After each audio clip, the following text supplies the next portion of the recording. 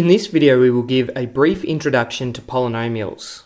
A polynomial has the form ax to the power of n, where a is an element of the real number set, and n is any positive integer or zero. So they are 0, 1, 2, 3, 4, etc.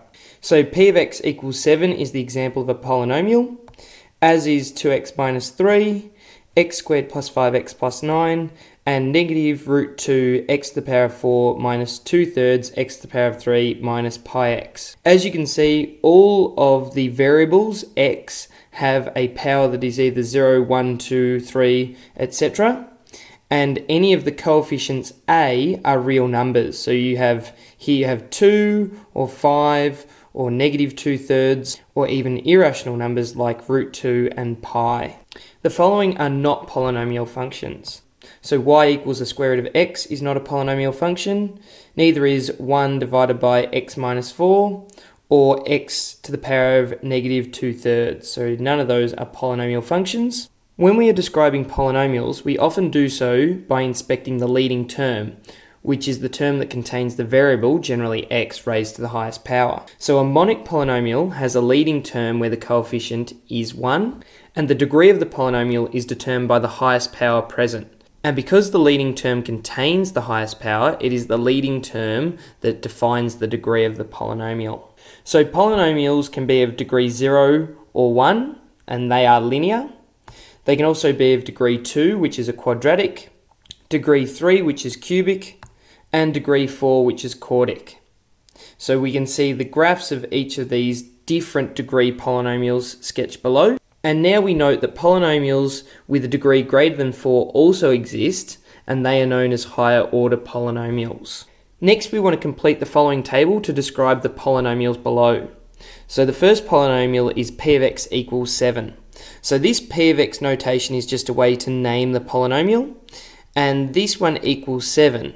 So technically it's 7x to the power of 0, but anything to the power of 0 is just 1, so we are efficient and we don't actually write down x to the power of 0. So because the coefficient is not 1, this is non-monic.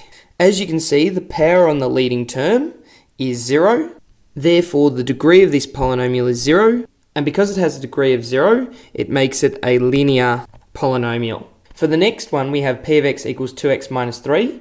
So technically that x is raised to the power of 1. And now its coefficient of the leading term is 2. So it is also non-monic because it doesn't have a coefficient of 1 in its leading term. And now for the leading term, we've written down that its power is 1. Therefore, the degree of this polynomial is 1, making it also a linear polynomial. For our third example, we have p of x equals x squared plus 5x plus 9. And this x squared technically has a coefficient of 1 out the front. So there's a 1 there that we don't write down. So that makes this a monic polynomial.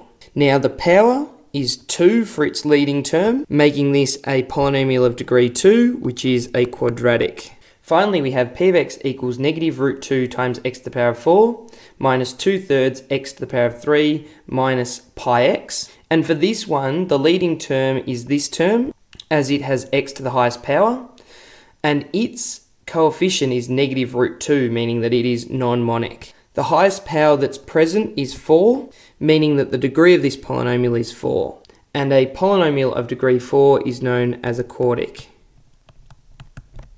So after this video, you should be able to understand what functions are and are not polynomials. You should be able to identify the leading term in a polynomial equation. You should be able to state the degree of a polynomial, and finally you should be able to recognize monic and non-monic polynomials.